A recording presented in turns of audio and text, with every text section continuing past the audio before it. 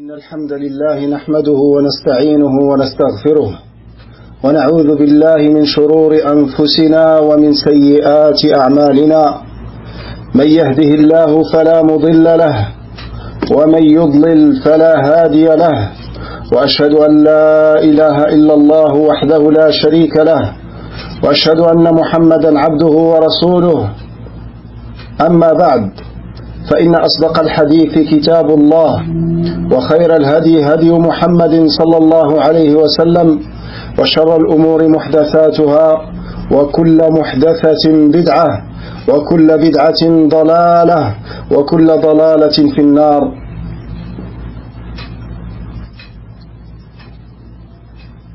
Nous nous retrouvons dans la nuit qui précède le mardi 11 avril 2017, correspondant au 14 Rajab 1438 de l'Hégire, afin de lire ensemble le livre de l'imam revivificateur de la religion de l'islam, Cheikh al-Islam Muhammad ibn Abdul Wahhab, qui s'intitule Kitab al-Tawhid, le livre de l'unicité, avec son commentaire Al-Qasd al-Sadid de l'Allama Faisal ibn Abdul Aziz al-Mubarak rahimahullah, avec son commentaire de l'éminent savant Faisal ibn Abdul Aziz al-Mubarak rahimahullah ta'ala. Donc, comme vous avez pu le constater, ce sharh, ce commentaire concis et riche de fawaïd de l'allama Faisal al-Mubarak rahimahullah, que nous avons pu lire jusqu'à maintenant, et on s'est rendu au chapitre 13 de Kitab al-Tawhid. Babun من الشرك أن يستغيث بغير الله أو يدعو غيره. Le 13e chapitre concernant le fait de chercher secours auprès d'autres qu'Allah ou invoquer autre qu'Allah ou invoquer autre qu'Allah subhanahu wa ta'ala. Nous avons vu dans le chapitre précédent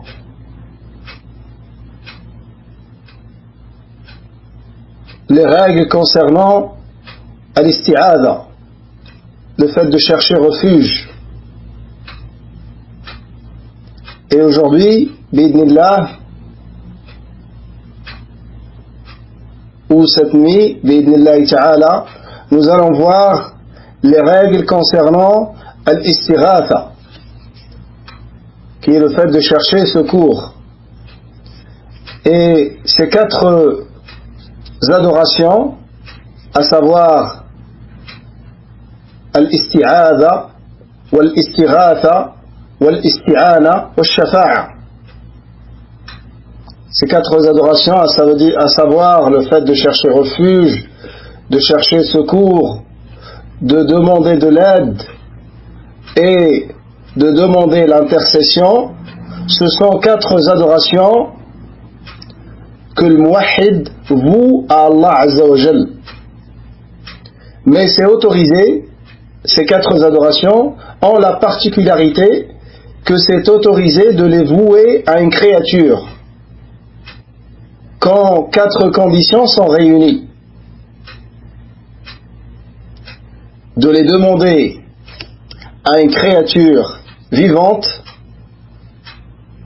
et non pas morte, présente et non pas absente, comme demander à un djinn, c'est demander à l'absent. Donc il faut que ce soit présent, vivant, présent, et lui demander quelque chose dont il est capable. Lui demander quelque chose dont la créature est capable. Ne pas lui demander le pardon des péchés, ou de nous faire rentrer au paradis, ou des choses où il n'y a que Allah Azza wa Jal qui en est capable et qui en a la capacité. Et la quatrième, c'est de croire que c'est une cause. C'est de croire que c'est une simple cause que nous faisons. Mais c'est Allah Azza wa Jal qui permet en réalité. Quand ces quatre conditions sont réunies, ces quatre adorations, l'isti'ana, demander de l'aide, on peut demander de l'aide à une créature vivante et ne pas demander aux morts, aux gens des tombes, comme le font les roulades parmi les soufis, les extrémistes des soufis. Le soufisme en entier, c'est un égarement. Et c'est un éloignement de la sunna. Mais les soufis ne sont pas au même niveau d'égarement. Il y en a qui arrivent à un niveau de shirk billah wal iyadu billah. Il y en a parmi eux qui arrivent à un niveau de l'associationnisme qui fait sortir de l'islam.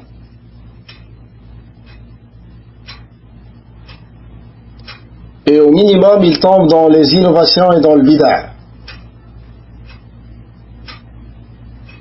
Ça, c'est en ce qui concerne al-hukm.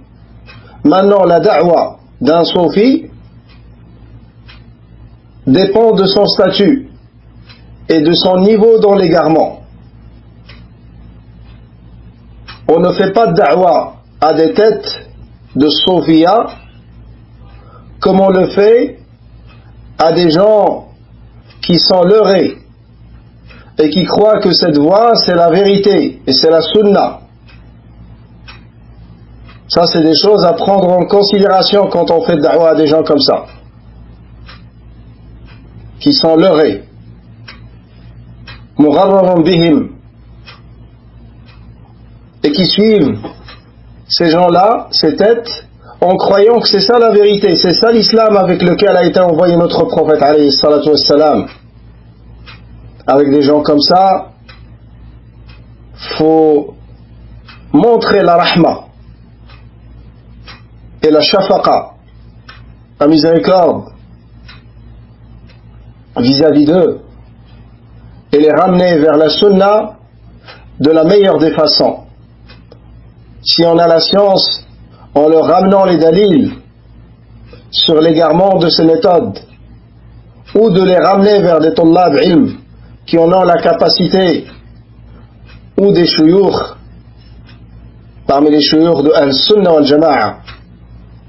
Sinon, leur offrir des livres ou des audios qui montrent l'égarement de Sophia.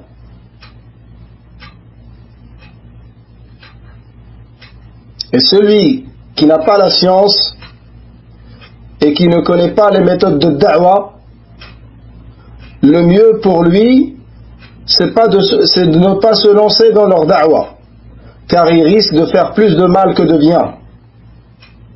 Il risque de casser leur cœur. Puis ensuite, quand quelqu'un vient pour leur faire da'wa, avec sagesse et bonne manière, il trouvera un blocage dû aux dégâts qui ont été faits par quelqu'un auparavant.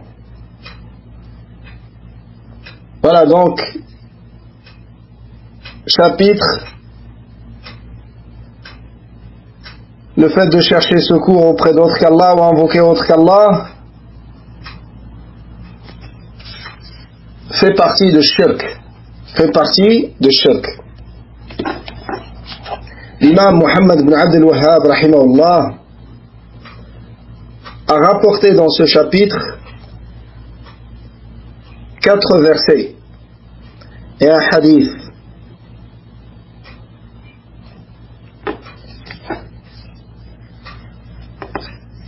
قال الشيخ فيصل رحمه الله: قوله باب من الشرك أن يستغيث بغير الله أو يدعو غيره. الاستغاثة هي طلب الغوث وهو إزالة الشدة، وعطف الدعاء على الاستغاثة من عطف العام على الخاص، فبينهما عموم وخصوص مطلق. يجتمعان في مادة وينفرد الدعاء عنها في مادة فكل استغاثة دعاء وليس كل دعاء استغاثة. Donc il dit rahimahullah, Cheikh Faisal, en commentant le titre de ce chapitre, chercher secours auprès d'autre qu'Allah ou invoquer autre qu'Allah et du shirk, c'est de l'associationnisme. Il dit al-istighatha, chercher secours, c'est demander le secours qui signifie lever la détresse, lever la situation de détresse et la situation de difficulté. C'est ça la demande de secours. La demande de secours, c'est une demande qui est spécifique à une situation de détresse et de grande difficulté. Ça s'appelle istighatha. Et en arabe, comme vous savez, quand la plupart des mots qui commencent par sin wa ta, ça signifie la demande de ce qui suit. Isti'ana, c'est demande l'aoun. Istighatha, demande l'aoun. Isti'ana, demande l'aoun. Et ainsi de suite. Cette règle a des particularités, a des exceptions. Et le fait, ensuite il dit le fait d'annexer ad-du'a, l'invocation, sur l'istighatha, la demande de secours, fait partie d'annexer le sens général sur un sens particulier. Car il y a entre les deux, l'invocation et la demande de secours, une généralité et une particularité. Ils se réunissent dans un sens et le dua est spécifique dans un sens. Car toute demande de secours, c'est une invocation. Et pas toute invocation est une demande de secours. Donc l'invocation, c'est beaucoup plus général. Ça englobe la demande de secours et la demande d'autre chose.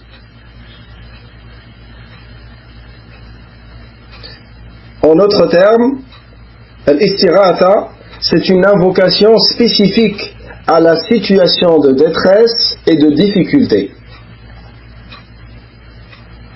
قوله وقول الله تعالى ولا تدع من دون الله ما لا ينفعك ولا يضرك.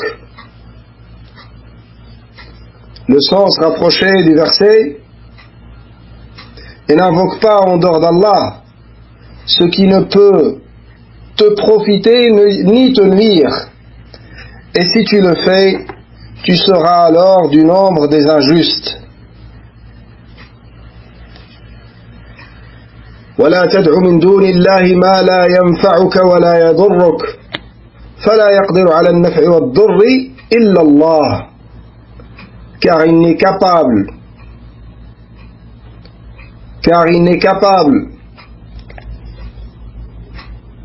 de ramener le profit ni de repousser le mal.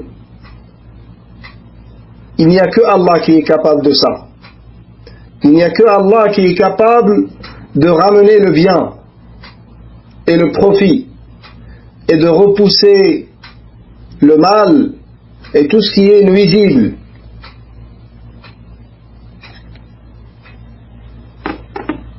Entre parenthèses, cette croyance fait partie de la croyance en l'unicité d'Allah dans sa seigneurie. Donc celui qui croit que le seul qui est capable de ramener un bien ou de repousser un mal, c'est Allah, ça fait partie de l'unicité d'Allah dans la seigneurie. Et celui qui tombe dans quelque chose qui contredit cette croyance, il a associé Allah dans sa seigneurie.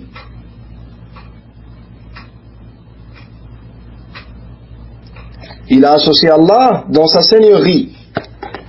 Bien évidemment, l'associationnisme dans la seigneurie, c'est pas la raison, comme on a vu à plusieurs reprises, c'est pas la raison principale pour laquelle Allah Azzawajal a dépêché les messagers et les prophètes. Il les a dépêchés, il les a envoyés afin d'appeler leur peuple à l'unicité d'Allah dans la divinité, car ils unifient Allah dans la seigneurie, dans leur ensemble.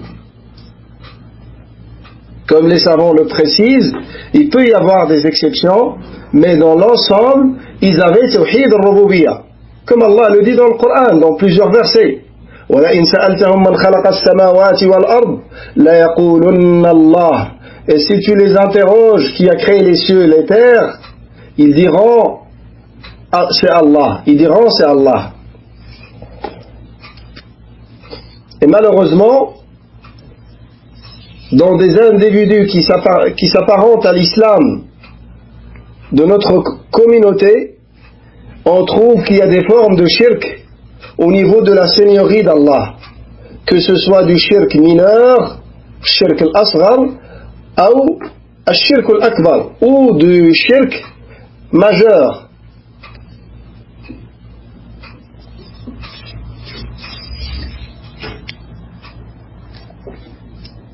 فإن فعلت أي عبدت غيره. Donc la suite du verset, et n'invoque pas en dehors d'Allah ce qui ne peut te profiter ni te nuire. Et si tu le fais, c'est-à-dire, il dit, rahimallah Cheikh Faisal, si tu le fais, c'est-à-dire si tu adores en dehors d'Allah. Si tu adores en dehors d'Allah. فَإِنَّكَ إِذًا مِّنَ الظَّالِمِينَ. Tu seras alors du nombre des injustes, il dit, rahimallah, الْوَاضِعِينَ الْعِبَادَةَ فِي غَيْرِ مَوْضِعِهَا. Tu seras du nombre des injustes, qui sont ceux qui placent et qui vouent l'adoration non à celui à qui ça convient. Al-Zulm, l'injustice, وَضْعُ الشَّيْءِ فِي غَيْرِ مَوْضِعِهِ. C'est placer la chose pas là où il faut.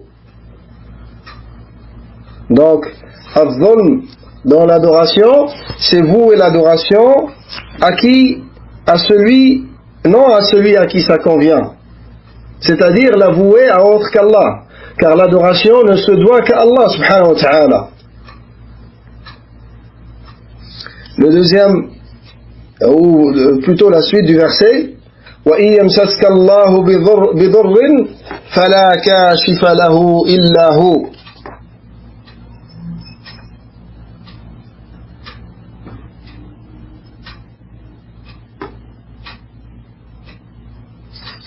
Et si Allah fait qu'un mal te touche, nul ne peut l'écarter en dehors de lui. وَإِن يَمْسَسْكَ اللَّهُ بِضُرٍّ يُصِبْكَ بِبَلَاءٍ فَلَا كَاشِفَ لَهُ إِلَّا هُوَ وَإِن يُرِدْكَ بِخَيْرٍ فَلَا رَادَّ لِفَضْلِهِ يُصِيبُ بِهِ مَن يَشَاءُ مِنْ عِبَادِهِ وَهُوَ الْغَفُورُ الرَّحِيمُ.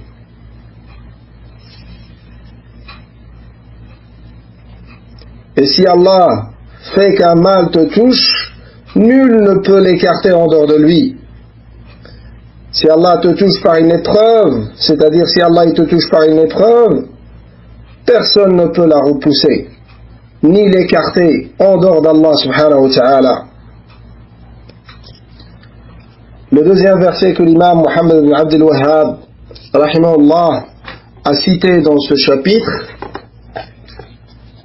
وقوله فابتغوا عند الله الرزق واعبدوه. فابتغوا عند الله الرزق أي اطلبوه من الله وحده فإنه الخالق الرازق. Recherchez votre subsistance auprès d'Allah et adorez-le et soyez lui reconnaissant, c'est à lui que vous serez ramenés.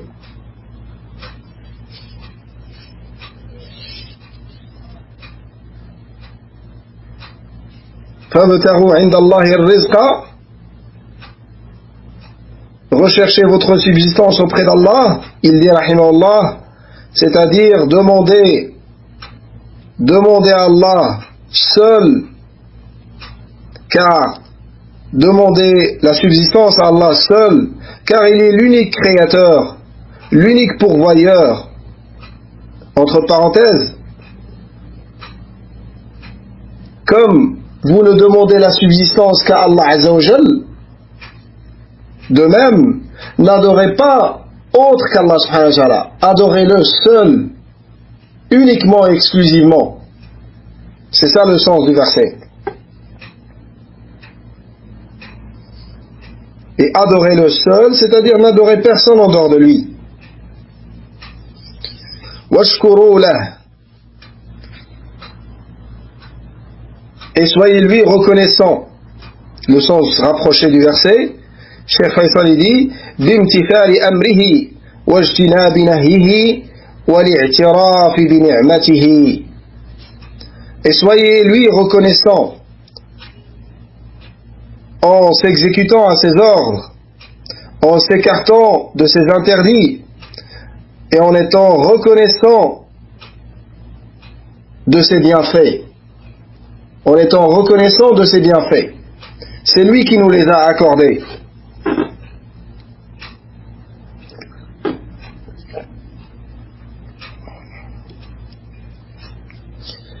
Entre parenthèses, les hommes de science précisent que Ash-Shukr de Ni'ma a 3 piliers, comme il l'a dit Ibn al-Qayyim, et tous les savants répètent cette faïda très connue, que Ash-Shukr a 3 piliers.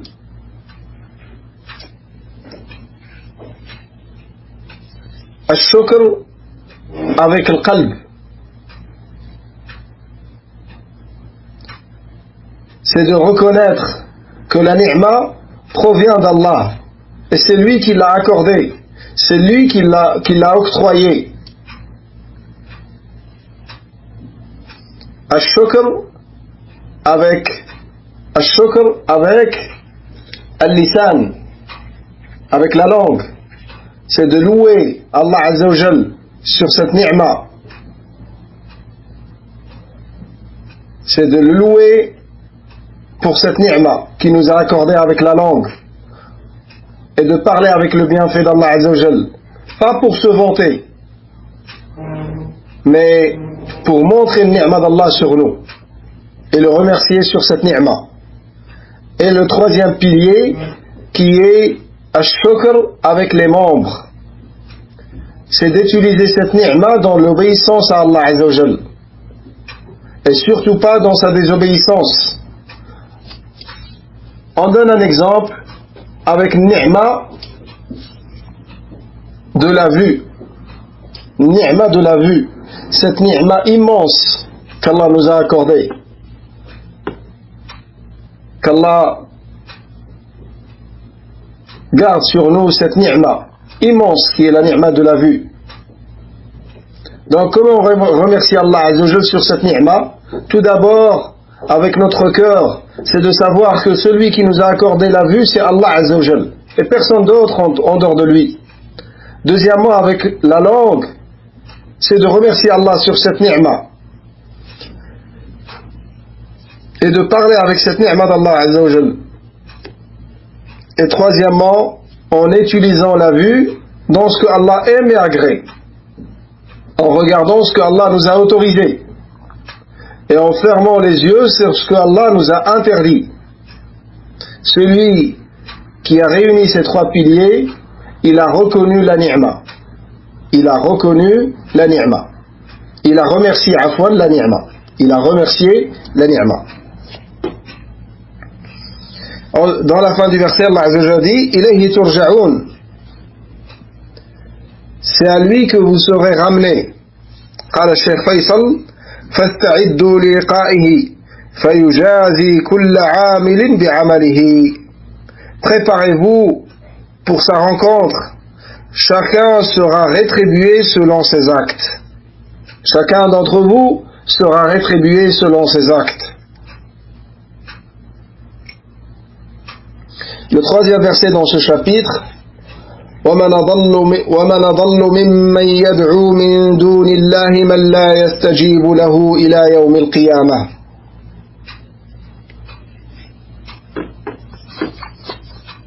الآيتين dans le sens rapproché de ces deux versets, et qui est plus égaré que celui qui invoque en dehors d'Allah, et que la vie ne saura lui répondre jusqu'au jour de la résurrection. Et elles, c'est-à-dire leurs divinités, sont indifférentes à leurs invocations. Et quand les gens seront rassemblés, c'est-à-dire pour le jugement, elles seront leurs ennemis et nieront leur adoration pour elles, et nieront l'adoration qu'ils ont vouée pour elles.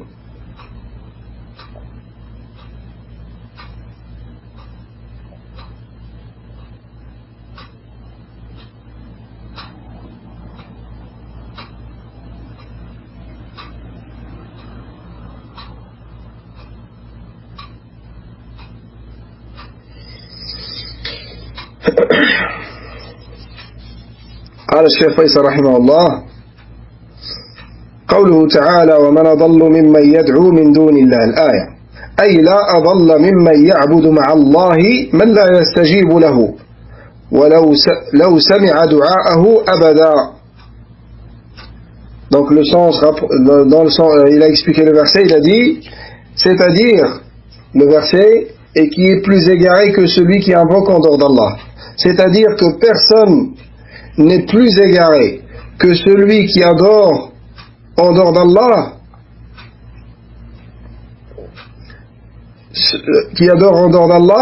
des divinités qui ne pourront répondre à sa demande et exaucer sa demande, même si elles entendent sa demande. Même si elles entendent sa demande, elles ne pourront jamais exaucer ses demandes. Ça, c'est dans le cas où elles entendent la demande. وَهُمْ عَنْ دُعَائِهِمْ غَافِلُونَ. La suite du verset.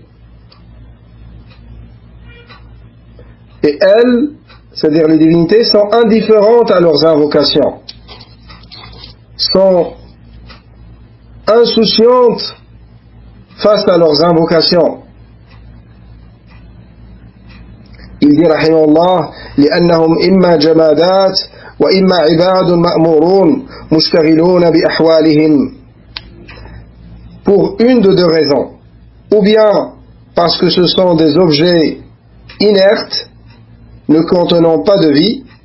Donc comment entendre la demande pour l'exaucer?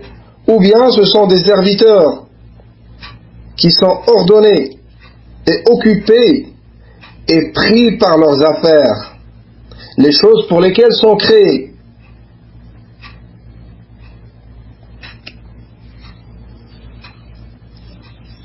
Et dans les deux cas, ils sont indifférents à leurs invocations, dans les deux cas. وَإِذَا حُشِرَ النَّاسُ كَانُوا لَهُمْ أَعْدَاءً وَكَانُوا بِعِبَادَتِهِمْ كَافِرِينَ. Et quand les gens seront rassemblés, c'est-à-dire pour le jour du jugement dernier, elles seront leurs ennemis et nieront leurs adorations, c'est-à-dire les adorations qu'ils ont vouées pour elles.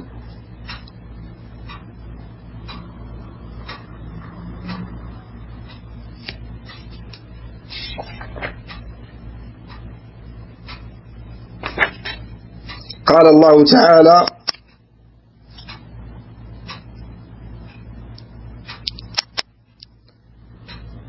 ذلكم الله ربكم له الملك والذين تدعون من دونه ما يملكون من قطمير إن تدعوهم لا يسمعوا دعاءكم ولو سمعوا ما استجابوا لكم ويوم القيامة يكفرون بشرككم ولا ينبئك مثل خبير.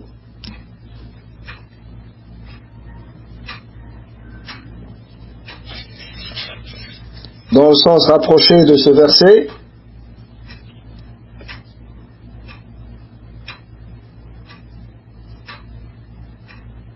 tel est Allah, votre Seigneur. À lui appartient la royauté, tandis que ceux que vous invoquez en dehors de lui ne sont même pas maîtres de la pellicule d'un noyau de date. Si vous les invoquez, ils n'entendent pas votre invocation, et même s'ils entendaient, ils ne sauraient vous répondre.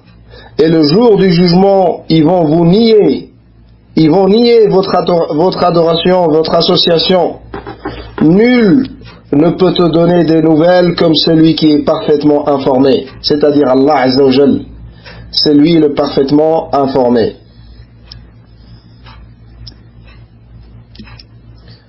وقال تعالى: ويوم يحشرهم جميعا ثم يقول للملائكة أهؤلاء إياكم كانوا يعبدون قالوا سبحانك أنت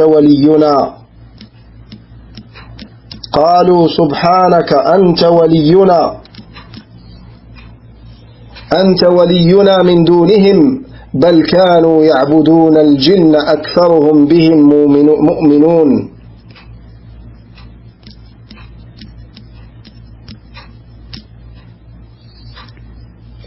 Il a cité un deuxième verset qui est également dans le même sens que les versets qui ont précédé.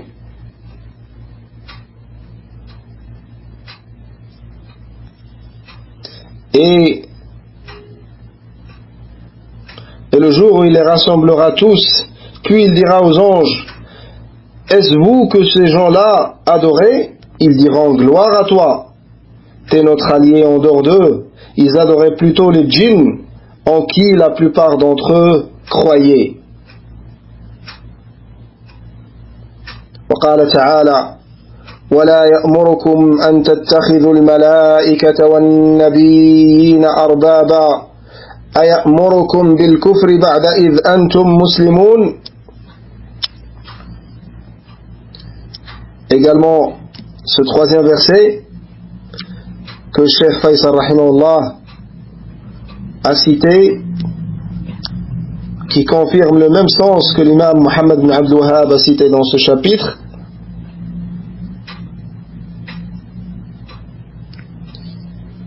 Dans le sens rapproché: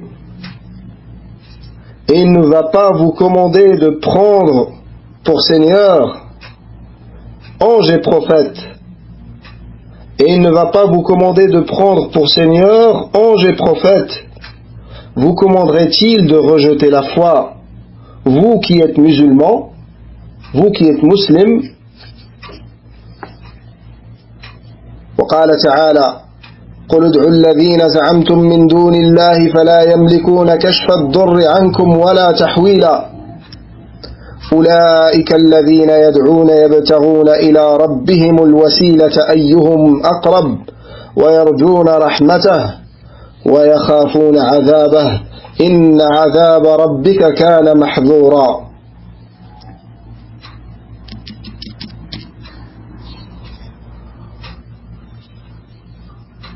Autre verset également dans le même sens, pour voir combien de versets dans le Coran al-Karim dans le même sens.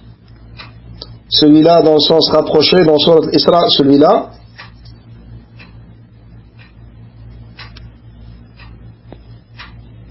dit: invoquez ceux que vous prétendez être des divinités en dehors de lui. Ils ne possèdent ni le moyen de dissiper votre malheur, ni de le détourner. Ceux qu'ils invoquent cherchent eux-mêmes à qui mieux le moyen de se rapprocher le plus de leur Seigneur.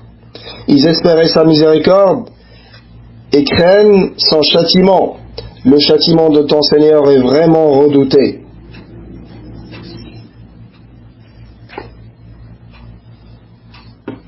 Et le dernier verset qu'il a cité, toujours dans le même sens,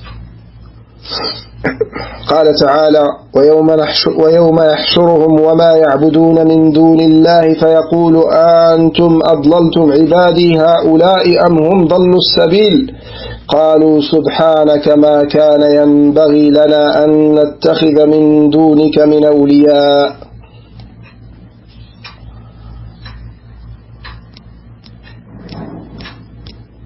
Ce verset dans Surat al-Furqan,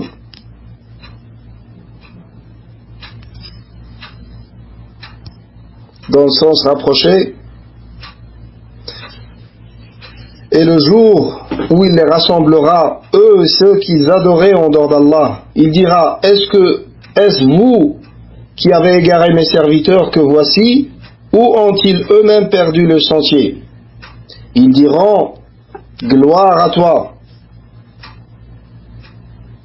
Il ne nous convenait nullement de prendre en dehors de toi des patrons protecteurs, mais tu les as comblés de jouissance ainsi que leurs ancêtres, au point qu'ils ont oublié le livre du rappel, le Coran, et ils ont été des gens perdus. Ensuite, Cheikh Faisal rahimahullah dit, فَمَنْ دَعَا مَعَ اللَّهِ غَيْرَهُ مَلَكًا أَوْ نَبِيًّا أَوْ وَلِيًّا أَوْ شَجَرًا أَوْ حَجَرًا أَوْ شَمْسًا أَوْ قَمَرًا فَقَدْ أَشْرَكَ فِي عِبَادَةِ اللَّهِ غَيْرَهُ وَطَلَبَ مِنْهُ مَا لَيْسَ لَهُ قال تعالى وأن المساجد لله فلا تدعوا مع الله أحدا.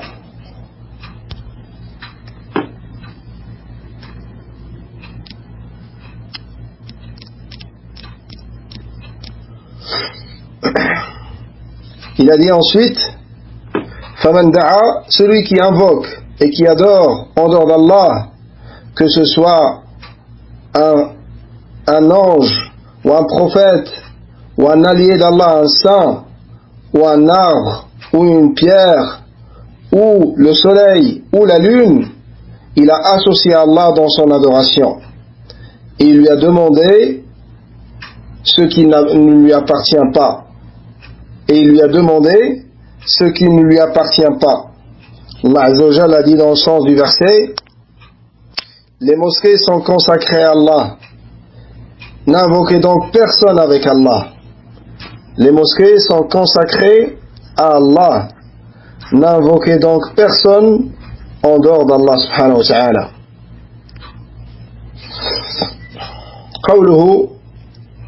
وقوله تعالى أمن يجيب المضطر إذا دعاه ويكشف السوء ويجعلكم خلفاء الأرض.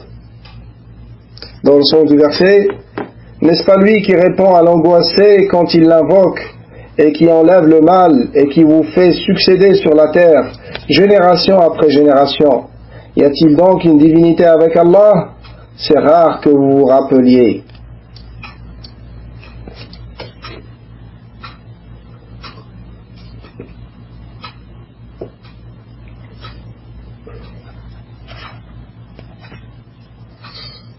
قوله أمن يجيب المضطر إذا دعاه ويكشف السوء ويجعلكم خلفاء الأرض أي سكانها يهلك قرنا وينشئ آخر. N'est-ce pas lui qui répond à l'angoissé quand il l'invoque et enlève le mal et qui vous fait succéder sur la terre, c'est-à-dire il fait de vous les habitants de la terre. Il détruit une génération et crée après eux une autre génération. Ailahum ma'allah, y a-t-il donc une divinité avec Allah? C'est-à-dire yaf'alu dhalik, c'est-à-dire qui fait de même, qui fait des vous les habitants de la terre et qui ramène génération après génération. Y a-t-il une divinité avec Allah qui fait cela, qui fait de même? Qalilan ma tadhakkarun, c'est rare que vous vous rappeliez. Et le dernier dalil qui a été cité dans ce chapitre a été rapporté par Tabarani rahimahullah avec sa propre chaîne de transmission.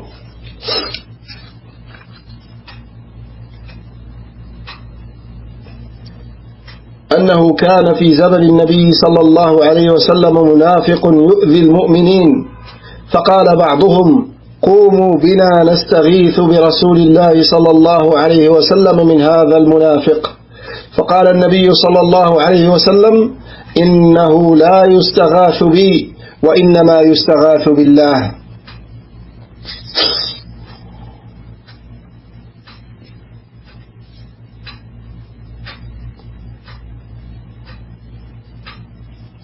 Donc par rapport à ce hadith, il y a une divergence sur son authenticité.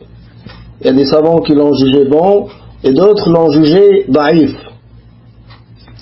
Mais comme on l'a vu dans le premier cours sur les introductions importantes par rapport au livre de Tawhid, que l'imam Muhammad ibn Abdul Wahhab, il n'a pas ramené un hadith faible dans ce livre en s'appuyant dessus, mais il ramène des hadiths ou bien parce qu'il y a une divergence sur la faiblesse de la chaîne de transmission.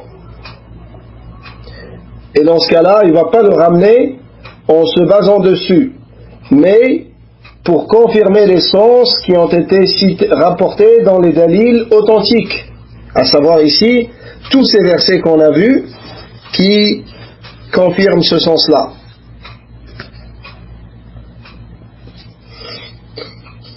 Et ça, c'est la méthode des savants de Al-Sunnah dans les livres de l'Aqidah, parce que vous allez être amenés à lire dans les livres de l'Aqidah de Salaf, les grands livres dans lesquels il y a Aqidah Al-Sunnah wal-Jama'a, pour savoir que cette Aqidah, c'est pas une invention de notre époque, de l'imam Rabi' al-Madkhali, ou de l'imam Ahmad bin Yahya al-Najmi, ou de l'imam Zayd bin Hadi al-Madkhali,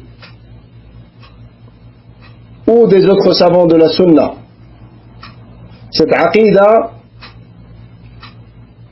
elle nous est venue de génération en génération, sans qu'elle soit altérée, et que Allah Azza wa Jal a élu des hommes de science qui l'ont défendue jusqu'à nos jours, au point où celui qui souhaite suivre la voie de Nabi alayhi salatu wassalam et le manhaj de notre prophète alayhi salatu wassalam, sur lequel a laissé ses compagnons radiyallahu anhum, ceci est possible pour lui. Alhamdulillah, pour cette ni'ma immense, qu'Allah nous raffermisse dans notre religion, sur le tawhid et sur la sunna pure, purifiée de toute forme de bid'a et d'innovation et d'hérésie.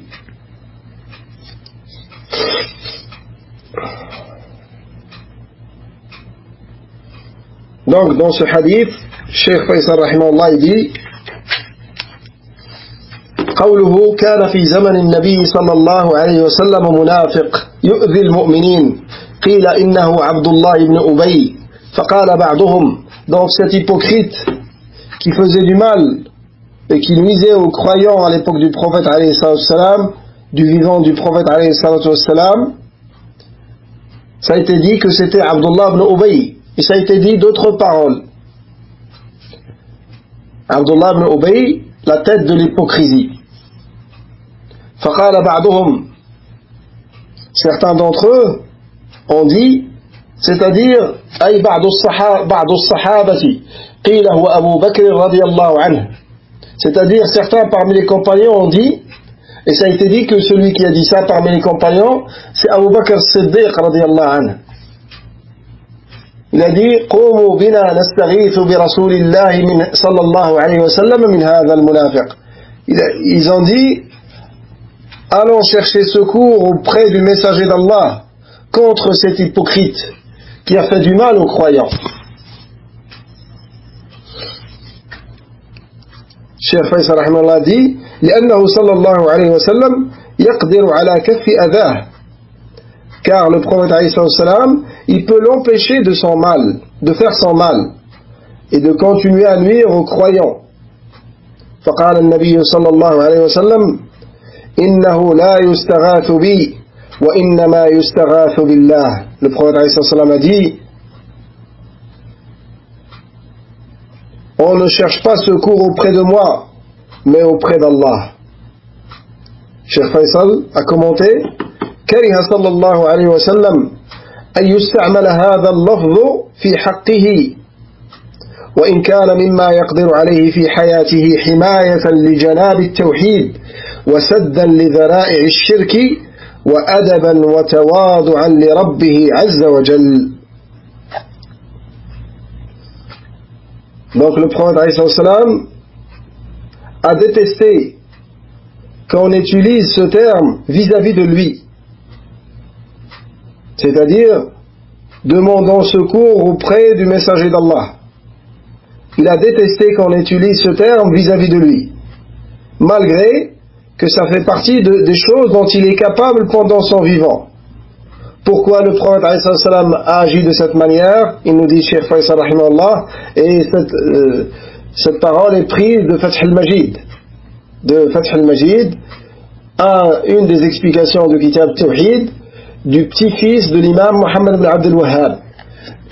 Le deuxième charh qui a été fait après le premier, qui est d'un autre petit-fils de l'imam Muhammad ibn Abd al-Wahhab, qui est l'imam Sulayman bin Abdullah bin Muhammad bin Abd al-Wahhab, qui s'appelle Taysir al-Aziz al-Hamid.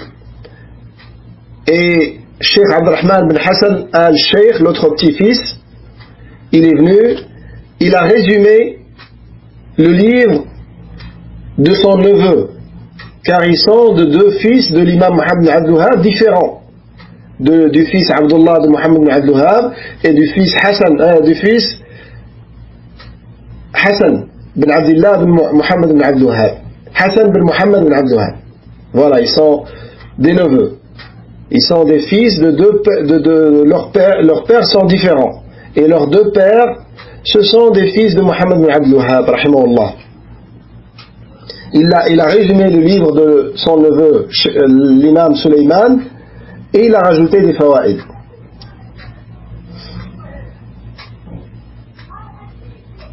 Donc, pourquoi le Nabi alayhi salam il a agi de cette manière? Il a dit, pour préserver le tawhid et fermer toutes les portes du shirk. Et ceci est également une politesse. Et le prophète alayhi salam, il a fait preuve de politesse et de adab vis-à-vis d'Allah Azza wa Jal, et signe d'humilité vis-à-vis d'Allah subhanahu wa ta'ala. Donc c'est un adab de la part du prophète alayhi salam vis-à-vis de son Seigneur, et c'est une preuve d'humilité vis-à-vis d'Allah subhanahu wa ta'ala. Mais comme on l'a vu précédemment, c'est autorisé de chercher secours auprès d'une créature vivante, présente, dans une chose dont elle est capable, et en croyant que c'est une cause. Et ces quatre conditions sont vérifiées ici. Et malgré ça, regardez comment le prophète alayhi salam a rétorqué, comment le prophète alayhi salam a répondu. Il a dit, innahu la yustaghathu bi, wa innama yustaghathu billah. Et ça, c'est pour fermer toutes les portes qui peuvent mener vers le shirk. Et nous allons voir plusieurs exemples dans ce livre de cette attitude prophétique qui vise à fermer toutes les portes du mal et renforcer le tawhid dans les cœurs des gens et renforcer l'attachement à Allah subhanahu wa ta'ala. Et nous allons voir 2 chapitres avec ce titre, 2 chapitres que l'imam Muhammad bin Abd al-Wahhab a mis a intitulé dans ce livre avec ce titre-là. Voilà la fin de ce chapitre. Je demande à Allah Azza wa Jal de nous faire profiter tous de ce que nous apprenons, de ce que nous avons appris, de ce que nous apprenons, et de nous aider à le mettre en pratique, et de nous accorder et de nous augmenter en sciences bénéfiques et profitables, et de nous faciliter les œuvres pieuses et acceptables, et de nous aider à parfaire notre comportement,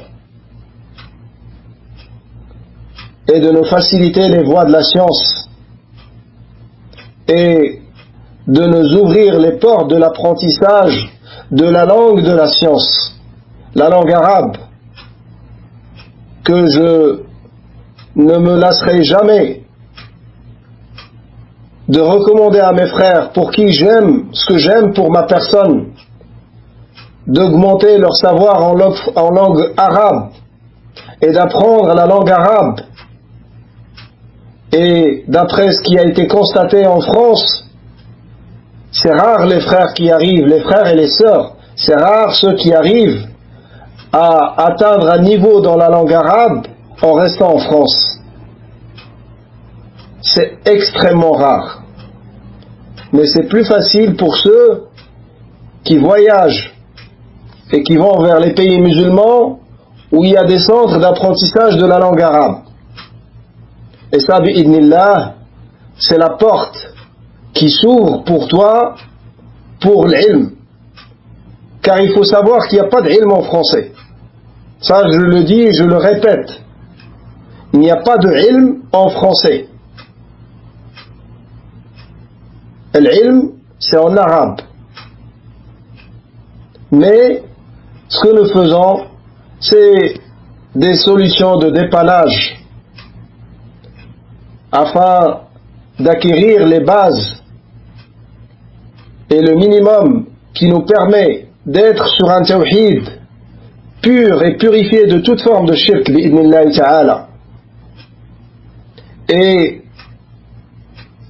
vous faire aimer à vous ainsi qu'à ma personne la science à travers ces petites fawaïd que nous apprenons. Mais n'oubliez jamais que la science, c'est auprès des hommes de science. Et c'est de la bouche des hommes de science et dans la langue de la science, la langue arabe. هذا والله تعالى أعلى وأعلم. سبحانك اللهم وبحمدك نشهد أن لا إله إلا أنت نستغفرك ونتوب إليك والسلام عليكم ورحمة الله وبركاته.